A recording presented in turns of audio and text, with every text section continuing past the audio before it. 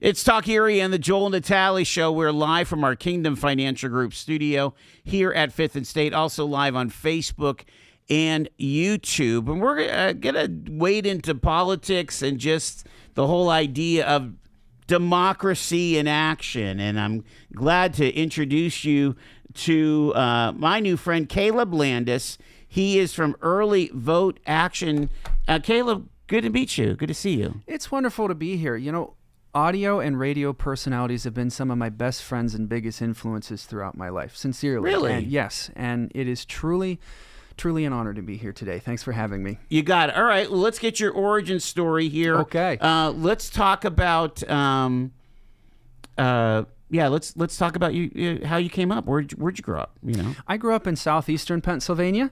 Southeastern. Yeah, okay. southeastern Pennsylvania, about halfway in between Philly and Lancaster. My parents were children's missionaries down there, and we did that for oh boy, they were 30 years at that before they retired, and that's where I got my start in radio, listening to Rush Limbaugh. Down there in Lancaster. Yeah. Yes, sir. And, you know, if you're going to understand anything about me and about my story, you have to understand that I love Jesus and I follow him, and I literally believe in his blood, his death, and his resurrection to save me. Now, that's not a cheap plug for Jesus, although he deserves them. That's truly fundamental to who I am. And it was God's guidance that brought me to where I am today. Wow.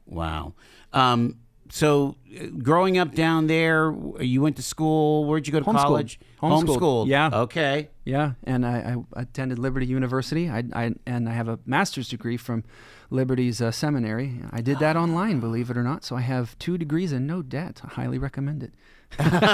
Good. That's amazing. How'd you pull that off? It was online schooling. Okay. My freshman year of college, Liberty University cost $17,000 a year to attend, $7,000 to do their online program. So that sold me. Yeah. Wow. How smart is that? So what are your degrees in? Tell us about that.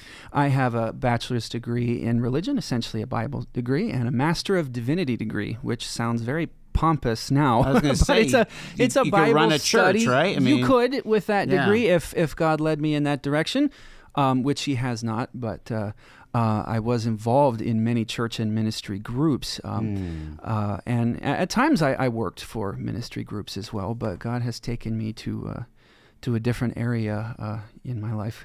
Okay. So tell me a little bit about your journey. So you've got these divinity degrees, right? And so coming out of college, what do you do? I was pursuing ministry positions and did that for several years. I mean, like youth group? Yeah.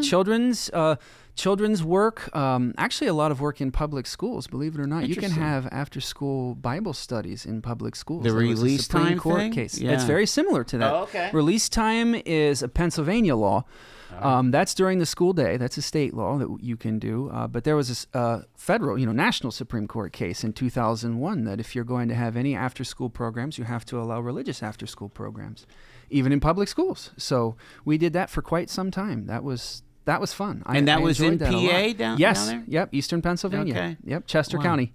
Oh, yeah. Yep. Hanging out with the mushrooms, right? Oh, yes. plenty of mushrooms. We have a singular understanding of what Chester is. Yes. Oh, they make mushrooms. The moment you say that, I can smell it. Is that right? Yes, that sir. mustiness, yes. Right? That's funny. So you were doing that. Yes, and then I moved to northeastern Pennsylvania, did that for a while. Didn't, same kind of work. Kind of Scranton? Or? Yeah, Scranton, Wayne and Pike County, yep. Okay.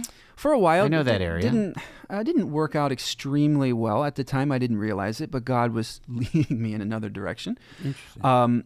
But I enjoyed the snow up in Wayne County. Yeah. So when my wife and I, snow. Yes, than very lake different, effect. very different. Yeah, but it's cold. My wife and I started looking for a new place to live, and we wanted to live in a traditional, more rural setting. Having grown up in the suburbs of Philly, I didn't want that life. I couldn't afford that life. We're both much happier stretching 20 than we are making 200. That's the phrase I use. So, at the time, land was actually a little bit more affordable out here in Erie County, and it was cool and snowy out here. So I came out here, and what year was that? How long we ago was moved that? out here in. I moved to where I live now in 2019. I rented in Edinburgh for a while, but now I'm Albion, close to the Ohio line. Well, yeah, I'm sure you. I it's mean, very close. again, you caught it before it went crazy. Just before the housing went bananas. Yes. We were blessed. I have some woods, and I have an old farmhouse. Good for you. Kind of my dream house, and it's our first home, so I'm very blessed. Worked for a placement facility for a while with delinquent and dependent teens. I was the behavioral specialist for the on-ground school there. That was the first full-time job that I had here out there. Really, tell really us a little bit about what that was like. That was difficult. As I'm sure you would imagine, I worked in a couple of different units. One was for special needs for a while, and then they moved me to the sex offenders unit. Oh my! 12 to 18-year-olds. Mostly between the ages of 13 to 14 to about 16 or 17. Did you find that there's usually multiple diagnoses on a child that's in that situation? Everyone. Everyone? Well, probably not without exception, but I'm going to say 75, 80% or more. So not only, were they probably sexually abused, but they might be the have something else phrase going on. there was that these kids, either we know about their abuse, how they have been abused, or we don't know how they have been abused. But there was no doubt they were abused. You can't say that technically, but right. For all intents and purposes, yes. But that was your approach to treatment is more than likely we're dealing with an abuse victim that is acting out. Yes, that was from my understanding. I was not inside their therapy sessions. That was not my role. Very confidential. Okay. But from my understanding, that was the basic approach to how I was taken. It was hard to see. It was an opportunity to try to help some young people who were already very close to the point. I hate to say it, but statistically speaking, already very close to the point of no return. Even at that age, but I saw some good things happening there. It's a lot for a young person like you to kind of take on. That's quite a burden. I didn't know what I was doing. I didn't know what I was getting into. I was looking for a job, and I wanted to help people. Sure. And I hope I did. Yeah. Burned out pretty quickly. Okay. In that position, which is par for the course, from what I understand in that High field. Turnover, Sure. And then I moved on to a much lower stress job teaching. Okay. That's awesome. I loved it. What did you teach? So for my first 2 years, I taught second grade, so I taught everything. And believe it or not, second grade math was a doozy for me. So got knocked out by arithmetic. Second grade math. I got B's in math in college, but but teaching math after whatever that was, 15, 20 years off, is a whole new ball game. Yeah, absolutely. Wow. So my last 2 years there, I was in third and fourth grade, and there I got to teach more of my passion and expertise, if I have expertise in anything. And my subjects then were Bible, social studies, and science. Okay. And I loved helping kids learn. It was a small, very small private Christian school, so we focused on building people up, mind, spirit, and body. And I love doing that. Seems like my life has always been about speaking, literally, the spoken word, trying to speak into people, trying to help raise them up. And that side of it I loved. I struggled with the administrative side of it, being a homeschooler especially. My first day in class was my first day on the job. And it took a minute to understand what a classroom atmosphere, perspective, and expectations are like, having never experienced. You were a homeschooler, and then an online college. Yes. College. So yeah, so that whole context was quite different. There was an adjustment period, wow. but you may be the only person I know that did that. Unique career path. Let's put it that way. We're talking K-12 plus undergrad plus graduate school, without like being in a auditorium with 200 other students. Well, that's one of the benefits, and also one of the potential cautions that you need to have with private school or even homeschooling. You have an increased freedom in many areas, which gives you greater options for personalization in education, which is crucial. And it allows you to find some people who can who have something to teach to kids who may not have followed the education career path, because just following that path is an incredible commitment and investment. But then you also, have somebody like me who needed to learn something about classroom management. Right. Wow. And I did, Yeah. and the staff there were great. It was a community, probably the best job I've ever had. Till I guess I will say now, because the job I have now is my favorite job. But to that point, just an incredible group of people who shared my passion for helping kids and teaching them to love God and to be leaders in our society. And anytime I had a question, all I had to do was ask. And, there were 3 or 4 people right there ready to help. It was more on the job training than I would have preferred. But I developed so many great relationships with kids and families. And it was worth it. It was worth it. I wanted to retire there. Wow. Well, Caleb, I want to probe just a second here, because one of the narratives that's out there when it comes to young teachers is that, like I was saying off the air, you go, you get your teaching certificate, you go through the praxis or the boards or whatever you want to call them. You get in the classroom, you get a mentor teacher, right? Because the mentor is always student about teaching. Well, you're always student teaching, and you also want to you want to encourage retention, because we need teachers. But so many young teachers now are doing a year, 2 years, 3 years, and they're saying, you know what, I can't handle it. It's too stressful. The classroom environment is not my cup, not where I want to be. Right. Or the politics of the building are tough. Right. Sounds like that wasn't exactly what you dealt with, or did you deal with some burnout? I did. I dealt with some burnout, but that is by no means a criticism of where I taught. Yeah. Because that was an incredible group of people. There were no politics there. It was a community. It was a family. And the parents were very supportive as well. That's awesome. Yeah, I don't see how it could get any better in a teaching position. I really don't. But you've heard this story. I have, and we face it at times there as well, because teaching is challenging in a classroom setting like that in particular, no matter where you go. And I think it's a multifaceted issue as to why.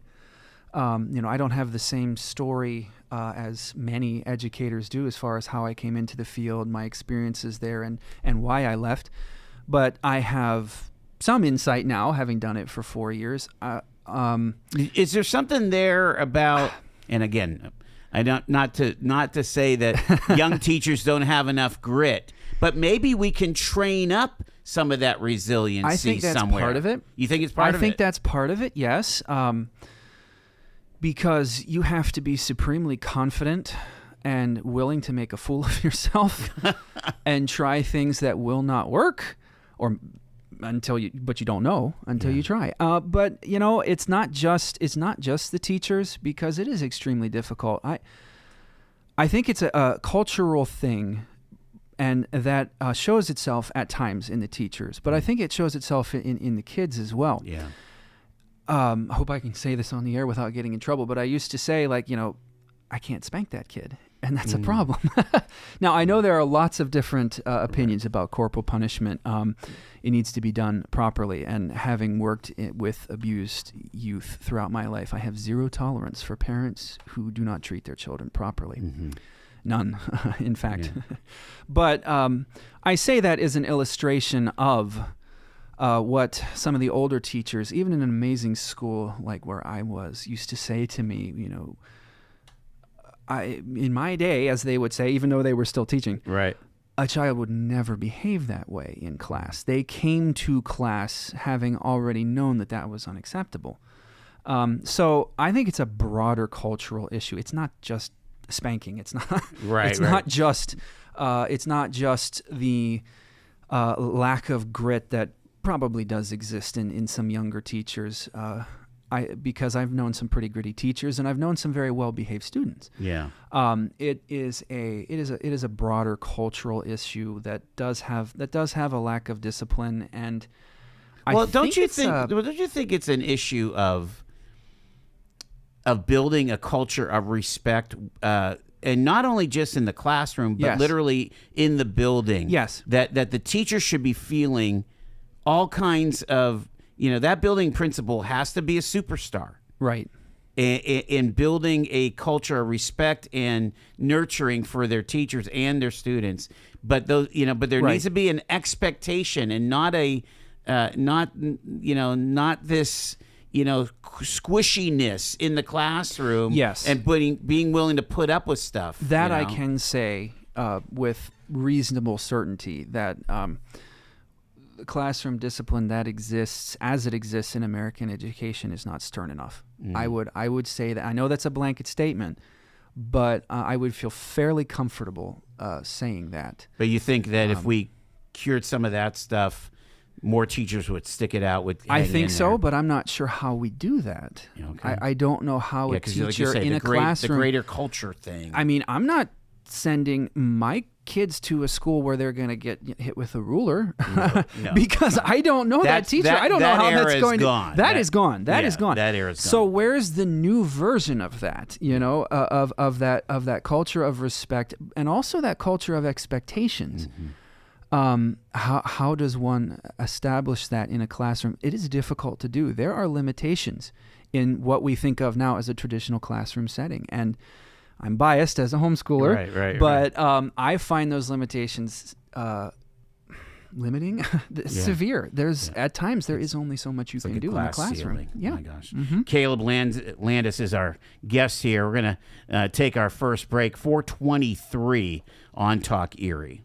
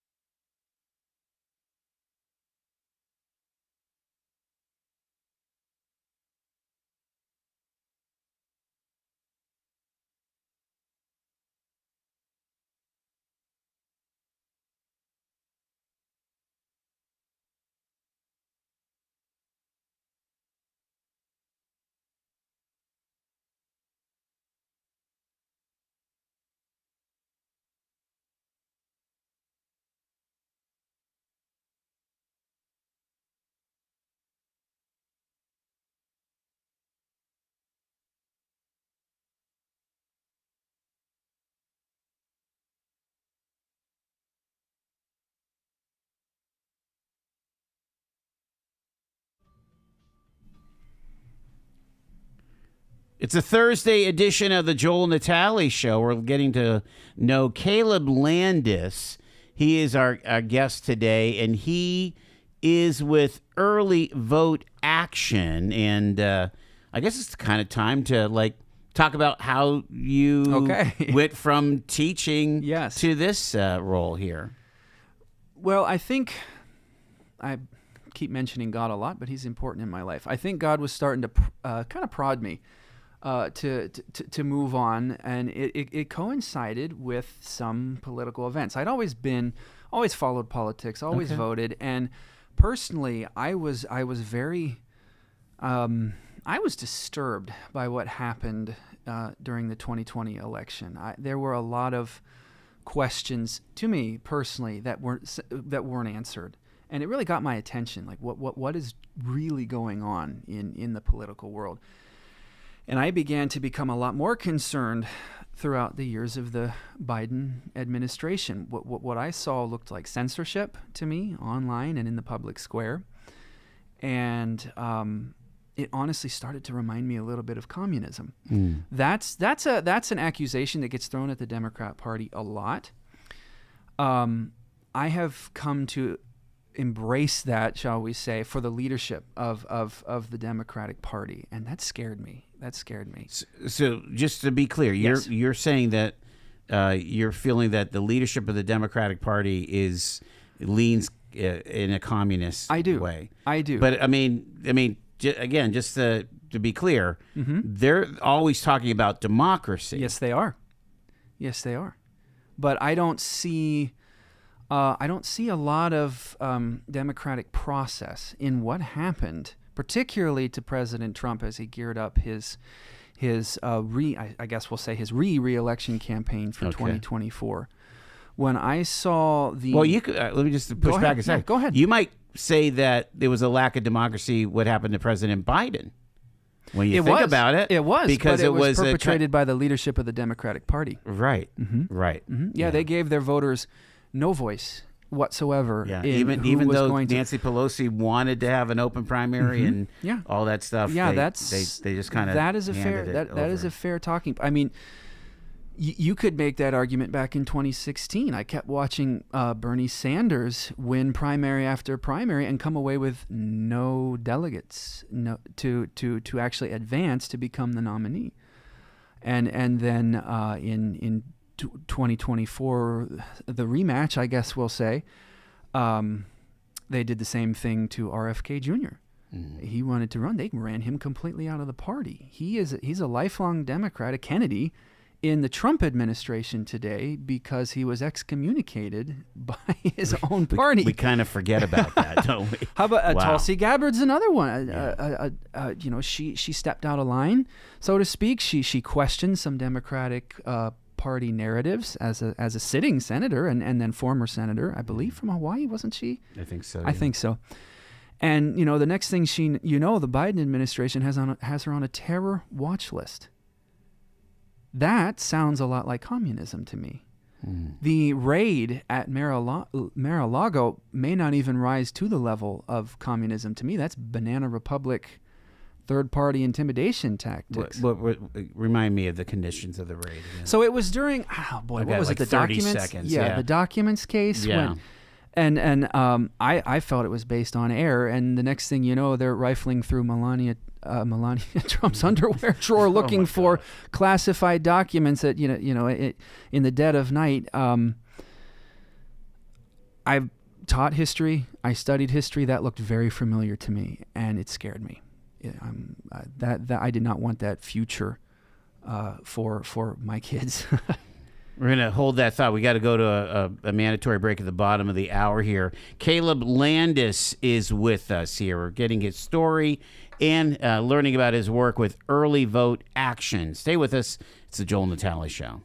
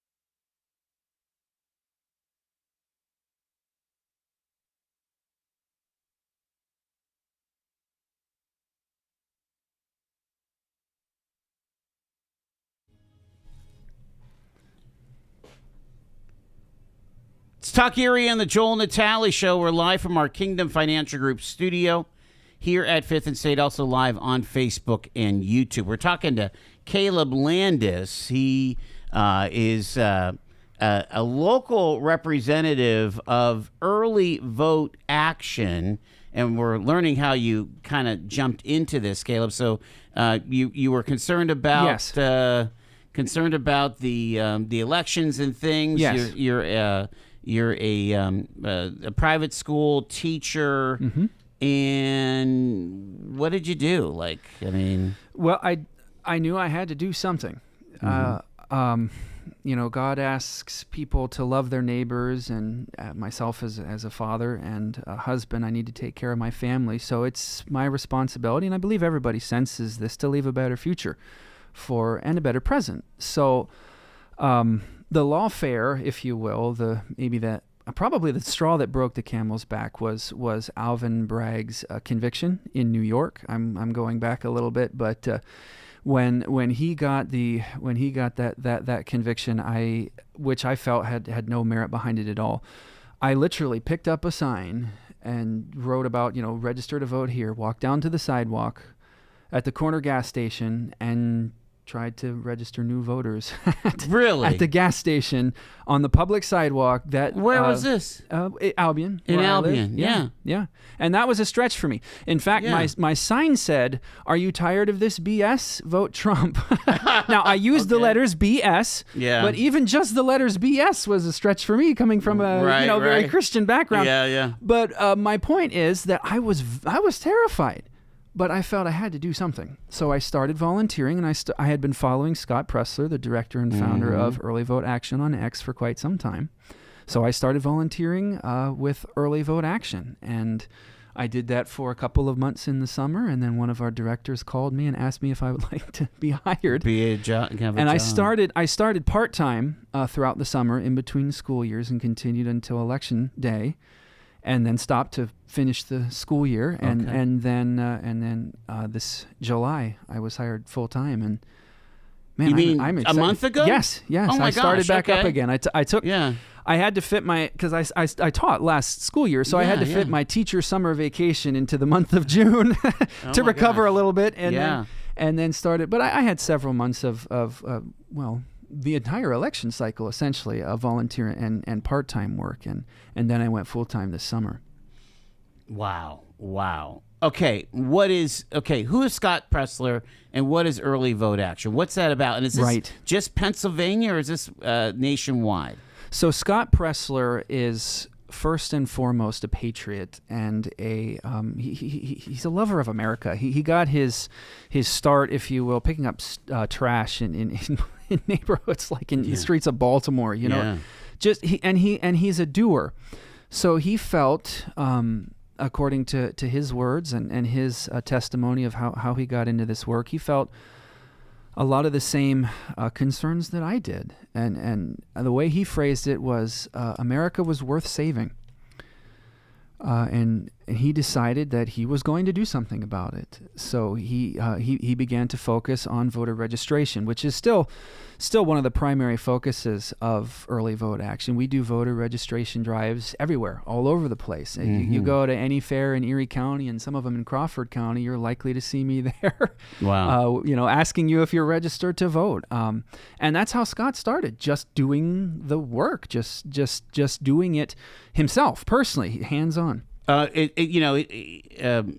the website, it is a grassroots movement to register Republicans and get them to vote early. Yes. But when somebody says, "I want to register a Democrat," do you do that, right? I do. Yeah. I do. Yeah. Or independent. There's a lot of independents out there, too. That is not only company policy, if you will, and it is. That's we will help anyone who wants to register to vote. But it is also, I think it's my moral obligation. Sure. I'm not going to take somebody's registration form and tear it up and right. That is just another form of the communism that I'm so afraid of. Yeah, right. So what's interesting is if you look at the data, the amount of people that are not registered that are of voting age, it's kind of appalling, isn't it? It is staggering. particularly from our focus at registering Republican voters, demographics that vote Republican. Yeah, I mean, it's almost a quarter of Christians in the country are not registered to vote. If I remember correctly, 30% of Pennsylvania hunters are not registered to vote. These are people. Wow. These are people who have. I think it might be 20% of Christians across the country, and 30% of hunters in Pennsylvania not registered to vote. These are people that have a lot to lose in political in the political arena today. You know, our Democratic governor in 2020 shut down churches during COVID and told us we could not worship together as our faith and sincerely held beliefs taught us was expected. Yipes. Yeah, right. Yipes. Yeah. And his attorney general is our current governor. Right. That's right. So unfortunately, our current governor had a hand in that as well. But, and you know, hunters hunt with guns, and the Democratic Party is very strong on making it as difficult as possible to own, purchase, own, buy, sell firearms. Well, when you think about what our grandparents went through to maintain the right to vote, you know, that the boys went on D-Day and invaded France to push back the threat of Western civilization, and then you can't find it within your being to register to vote is quite remarkable. I don't often get angry doing this work, which may surprise some people because it can be very combative. A lot of people will very strongly express their displeasure with President Trump or with my work. That doesn't bother me. What bothers me is when I ask someone if they're registered to vote and they say no, and they say I don't vote. I get mad when that happens. Right. Because you're right. So many people have sacrificed so much. Well, let me push back on that, because there's the book The Great Revolt was written by Selena Zito. She was analyzing Trump's win in 2016. Yes. And what was remarkable, even in Erie, Pennsylvania, is the number of people that never voted, but they heard Trump and they said, that's a guy I can get behind. That is exactly the case. And that was, again, happening on the ground in Erie. In our streets, yes, sir. I still see that. Because somehow he turned that, that non-voter into a voter, like first in a lifetime voter, which is quite an interesting thing. Quite a few of them. One of the reasons why the polls were so wrong about him, because his voters had never voted before. Americans justifiably felt left behind by their government. It's people talk about the swamp. That's a real thing, and it's very insulated. You look at the election this November. There are 3 Pennsylvania Supreme Court judges whose 10-year terms are running out this November 4th. They don't have an opponent. They did not face a primary, as far as I know. Their names appear on the ballot, and their position appears on their ballot. Their party doesn't even appear on the ballot. And it says, shall Judge, in this case, Donahue, Dougherty, and Wecht, be retained as a Pennsylvania Supreme Court justice? Yes means they get another 10-year term. And no means they get to retire. And in 2027, we get to have a special election to replace them, because our current governor doesn't have the votes in the PA Senate to appoint their replacement. So there are 2 buried hoops like that we have to jump through before we have an opportunity to have 2 new candidates from either party running for Pennsylvania Supreme Court justice. I'm not okay with that. That's actually one of the main focuses of early vote action right now, telling people that is going to be on their ballot, and in our case, voting no to retention because of some of the issues that we've discussed, like the lockdowns or the concerns that we had after the 2020 election that the Pennsylvania Supreme Court rubber stamped for our Democratic governor at that time, Governor Wolf. So that's just an example of the way that the government, the swamp, had insulated itself from democracy, from our representative republic. And Trump broke through all that somehow, probably because he was actually sincere when he said, "I'm here to represent you." Somehow, when he said that the forgotten American people will be forgotten in Washington no longer, people believed him. And I would argue that from his first and the beginning of his second term here in office, we can now say why people believed him is because he was telling the truth. The Trump voter is getting what the Trump voter voted for from President Trump. Not perfectly, but in many, many ways. And he's responsive to his voters. And that's just not something that the American electorate had seen, which was why the American electorate had shrunk. And it's pretty remarkable that he would win in 16, lose in 20, then come back and win in 24. I don't think there's been anything like him in history. we see, and we saw it not only nationally, but we saw it in Erie County. Yes. Erie County went. The swing Trump, in Erie County. Biden, Trump. Is fascinating. And after being Obama, Mm-hmm. right? Mm-hmm. Yeah. It's fascinating. Well, the voter registration trend in Erie County has been shifting steadily right since Trump came on the scene. And you mean 9 years ago even? Or? Well, probably not that long. Okay, but gotcha. but it began at that point. Yeah. Today, it's 5,987 more registered Democrats in Erie County than Republican. During the Obama years, it was over 20,000, if I remember correctly. Oh, my gosh. Well, yeah, I mean, we have Senator Laughlin on all the time. Right. And, Laughlin is... he's not super MAGA. He is right down the middle yes, in a lot of things. That is my impression of him for sure. Yes. But he says, look, he challenges his Republican Senate colleagues downstate of you try running in a basically a very purple Erie County, 49th senatorial district. And so there, he's got the Sunday hunting.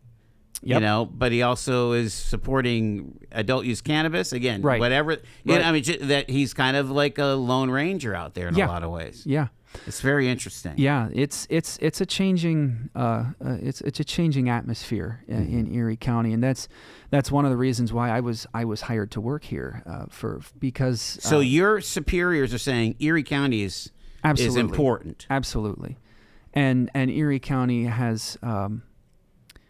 I like to say Erie County has an opportunity in front of it because Erie County, particularly the city, has been straight ticket Democratic control for such a long time.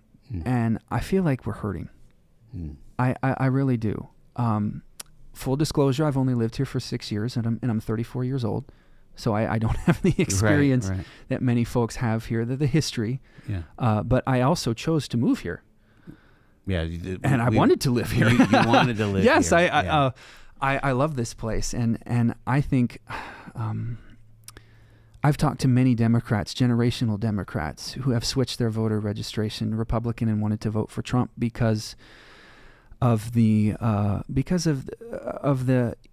representation that he gives for the common people, but also because of some of these extreme policies from Democratic leadership. They're called 80-20 issues for a reason, whether it's immigration or the trans issues with kids in school or whatever it is. And the Democratic voters do not feel represented by Democratic leadership anymore.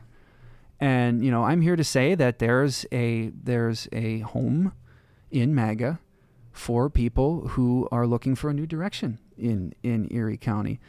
We're certainly not going to agree on everything. I can promise you that. Even for more conservative, kind of union, blue-collar type Democrats who I speak with on a regular basis, we're not going to agree on everything. But that's allowed in MAGA. That's not so much allowed in the Democratic Party. I'm talking to Caleb Landis here from Early Vote Action. I've got like less than 5 minutes, and I want to talk about the mechanics of what you're doing here. Yes. So the traditional approach, and as we covered these elections here, since Act, I can't remember the number, 97, whatever. 77? 77, yes. Right. Since we allowed mail-in balloting and the early voting, it was, when it first started, it was almost like a 10-to-1 Democrats Definitely. to Republicans using the early voting mechanisms. That has shrunk quite a bit in the most recent elections, but still a pretty leaning to Democrat. Yes. Especially maybe in 3-1 Yes. in Pennsylvania, in Erie County in general. What is your impetus for saying, you know what, everybody should be voting early? Well, life happens. Well, I guess and, so. I wouldn't necessarily say that everybody should be voting early, but what I should say is that everybody should have a backup ballot in case life does happen on Election Day. What does that look like? Tell me the mechanics of that. You apply for a mail-in ballot. You can do that online. You can do that at my voter registration booths at the counties and fairs or on your street corners. Yeah. And it is sent to your house. It takes a minute for it to get there, but the counties are supposed to give you ample time. Yeah. And last election cycle in Pennsylvania, provided the Supreme Court doesn't change the rules again, you have about 50 days that you can return your ballot early. Now, many Republicans and a lot of Democrats I talk to, too, are nervous about dropping that ballot back into the mailbox because they're afraid it will get lost. That's fine. Is there any mechanism for tracking your ballot? You are supposed to be able to track it once it is received at the county. Yes. Okay. But you don't even have to drop it in the mailbox. Hang on to it. And you can go to your county courthouse at any time throughout that early voting period and drop off your ballot right in the ballot box right there. That's what I recommend. I don't put my ballot in the mail, but I like to vote early. The only election I ever missed because my firstborn son was trying to come way too early. And my wife and I were in the hospital. Wow. Life happens. Yeah. Now, thankfully, that was a primary, and there were no contested races on my ballot. But that's my point stands. We live in Erie County. Are you gonna, we have a November snowstorm. You gonna be able to get to the polls? Mm. And if Erie's this big of a deal, absolutely, it's kind of like your vote is worth 3 or something like that. So hang on to that ballot when it comes to your house, and if you get to Election Day and you still haven't cast it, take it with you. Why do you think Republicans were so reticent to vote early? Because Republicans are hands-on people, and Republicans don't trust the system, which I believe is fair at this point. Is that fading away, you think? To some degree, yes, but most Republicans still don't want to put the ballot back in the mailbox. Yeah. Republicans are much more receptive to dropping it off in person at the courthouse. And again, you don't have to use it. If Election Day arrives, you can take it with you to the ballot box, to your regular polling place, hand it to the poll worker and say, "This is my mail-in ballot. I didn't use it. Please spoil it." And they'll rip it up in front of you. Okay, so you're and saying you step into the booth and vote. Bring it with you on Election Day. Bring it with you on Election Day. We don't even refer to it as a mail-in ballot. We refer to it as an emergency backup ballot. And I would recommend and encourage everyone to go to the State Department's website and apply for one. You get to see what's on the ballot ahead of time. You get to research who's there. You get to look up the ballot initiatives. We are about education, we're about informed voters, we're about new voters, and we're about turnout. And we're better off when everybody votes. Mm-hmm. Yes. Yeah, you're pro turnout. You're absolutely pro voting. Absolutely. Sounds very democratic to me. Yes, sir. Democracy yes, sir. wise. And you know right? what? You come up to me and register Democratic. I promise you that I will do everything that I do with the Republicans to make sure your ballot is processed. I deliver them by hand to the courthouse. It's about democracy. Yes. It? Yeah.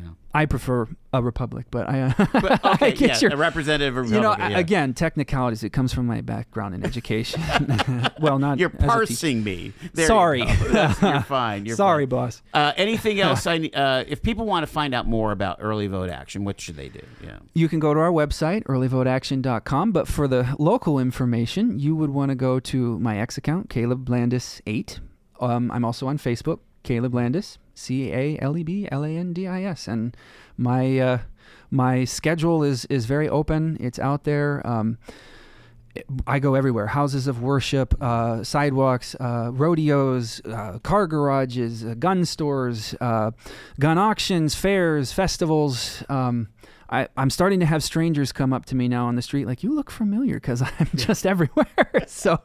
And you're enthusiastic, and I believe in this. Yeah. My kids are going to live here. Yeah. I have to, when I get to heaven someday, I have to be able to look at Jesus and say, I did everything I can to love my neighbors by building a better America for them in the present, and to take care of my family by making sure that they don't grow up in a communist country.